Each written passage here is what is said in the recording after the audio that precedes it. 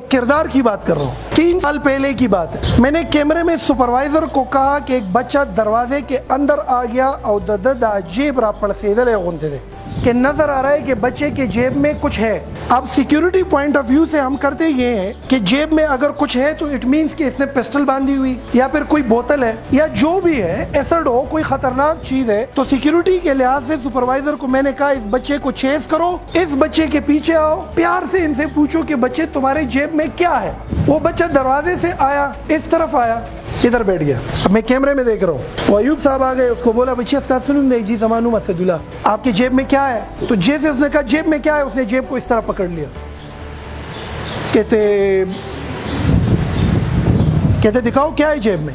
اب اس نے جب ہاتھ پکڑ لیا تو ادھر ایوب الرٹ ہو گیا کہ سم تھنگ ڈینجرس، اور میں آفس میں اسکرین سے کیمروں میں دیکھ رہا تھا تو میں بھی کرسی سے اٹھ گیا کہ بندے نے ہاتھ کیوں پکڑ لیا۔ وہ ایوب نے جیسے ہاتھ آگے کیا، وہ یہاں سے دوڑ کے گیا اور اس تنگ گلی کے اندر گھس گیا۔ وہ ایوب اس کے پیچھے گیا، وہ پارسنگ سے چڑھ کے اوپر گیا، وہ پارسنگ کے سان پسے راخ کلو، پارسنگ وہ سیڑھی اوپر رکھ دی۔ کہتے چھ مڑ میں کی جب درتا نہ خیم، مجھے مار بھی دو، جیب نہیں دکھاؤں گا تم۔ وہ ایوب دوڑ کے آئے کہ سر جی سڑی سر بندے کے ساتھ جیب میں جو بھی ہے لیکن خطرناک چیز ہے۔ وہ اوپر چڑھ گیا اور سیڑھی اپنے ساتھ چڑھا دی اور اس نے کہا مار بھی دو، جیب نہیں دکھاؤ۔ اب میں وہ آفس سے دوڑ کے نکل آیا اور میں نے ان کو بولا تھا تو ٹول لگ سیٹ تشی، وہ میں خود آہستہ آہستہ گیا۔ میں نے کہا سعید خان ہے بچہ؟ کہتے جی سر جی۔ میں نے کہا بچے کیا مسئلہ ہے؟ کہتے سر جی بڑا پرائیویٹ ہے، میری عزت کا معاملہ ہے، یہ میرے پیچھے لگا ہوا ہے، آپ اوپر آؤ آپ کو دکھاتا ہوں، باقی کسی کو نہیں دکھاؤں۔ میں نے کہا سیڑھی نیچے کرو، اس نے سیڑھی نیچے کی، میں اوپر گیا، وہ ادھر ساتھ بیٹھ گیا۔ میں نے کہا بچے دکھاؤ کیا ہے؟ کہتے سر بہت پرائیویٹ ہے، چھوڑو نا۔ اب اس وقت اس کے آنکھ سے آنسو نکل آیا، میں سمجھ گیا سم تھنگ وٹ ایور۔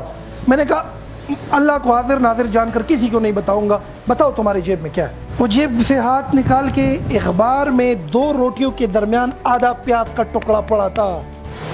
کتنے سہولیات ہوتے ہیں تم لوگوں کے پاس، ایئر کنڈیشن لگا رہتا ہے، کرایہ ہے تمہارے پاس، کپڑے پہنے ہوئے تم لوگوں نے، کام نہیں کرتے تم لوگ، مفت خور ہو، شکری دشمنانی، سارے وسائل تمہیں پیرنٹس دیتے، اس کے باوجود بھی منزل نہ ہو تو تم لوگوں کو درے مارنے چاہیے۔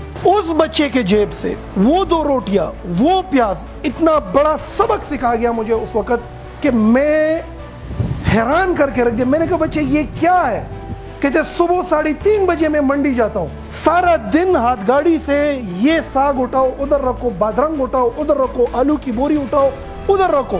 11 بجے تک میں سبزی منڈی میں کام کرتا ہوں، 11 بجے سے تقریباً 2 بجے تک فروٹ منڈی میں آم کے کریٹ ہے اس میں کام کرتا ہوں۔ میں نے کہا پھر؟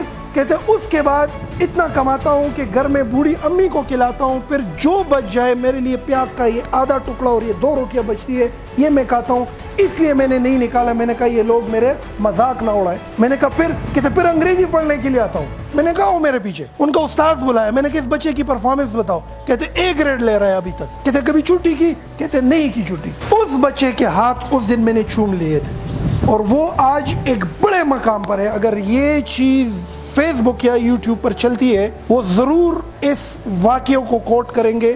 آج وہ بچہ ملٹی میلینئر ہے پاکستان، کیونکہ اس بچے کے پاس منزل تھا، اور منزل کے لیے اس نے کبھی یہ سوچا ہی نہیں تھا کہ میں پیٹ پہ کھانا پورا کھا رہا ہوں کہ غلط کھا رہا ہوں۔ پیاز، آدھا پیاز اور 2 روٹیوں سے وہ بچہ منزل پر پہنچا۔ کتنے ناشکر ہیں ہم لوگ۔ اسی لیے طبیعت میں جذبات زیادہ ہے، اس لیے فاشسٹ ہے، اس لیے تھوڑے متکبر ہیں، اس لیے لیزی ہے، اس لیے ڈیلے کرتے ہیں، اس لیے پروکریسٹینیٹ ہے، اس لیے قدرت چپیڑے پر نکالتا ہے۔ بگرز بنے ہوئے ہیں ہم لوگ۔ اس ایک بچے سے سبق سیکھے، پیاز کے ساتھ روٹی کھا کے کہاں پہ پہنچ گیا ہو۔ آج اس بچے کے ہار نامے اس پاکستان کے فیصلے ہو رہے ہیں، بڑے پوزیشن پر ہے، وہ ماں اس کی مر گئی، تنہا ہے اس وقت، لیکن بڑے لیول پہ پہنچ گیا۔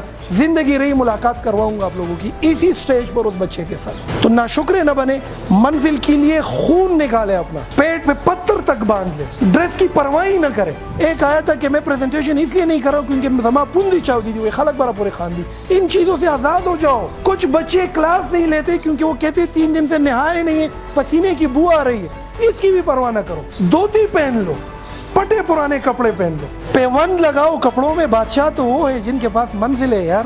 غربت، امیری، وسائل، مال، دولت، منزل کے راستے کی سہولیات ہو سکتی ہے، لیکن غریب کا بچہ جتنی تیزی سے اس میں نکل سکتا ہے کوئی بھی نہیں۔ میرے اس آج کے سیشن کا سمپل مقصد یہ ہے کہ تم میں جس بندے جس کردار کے پاس خوبصورت منزل ہے، اربوں کربوں پتی ہے، عمر و عیار کا زنبیل اس کے پاس ہے، جس کے پاس منزل نہیں ہے، تعفن ہے، بدبودار ہے، جگہ گھیرتا ہے، بوجھ ہے، مسئلہ ہے، قدرت کے ساتھ حالت جنگ میں ہے، کوئی مستقبل تمہاری نہیں ہے، آپ آنے والے وقتوں میں ایک فیل کردار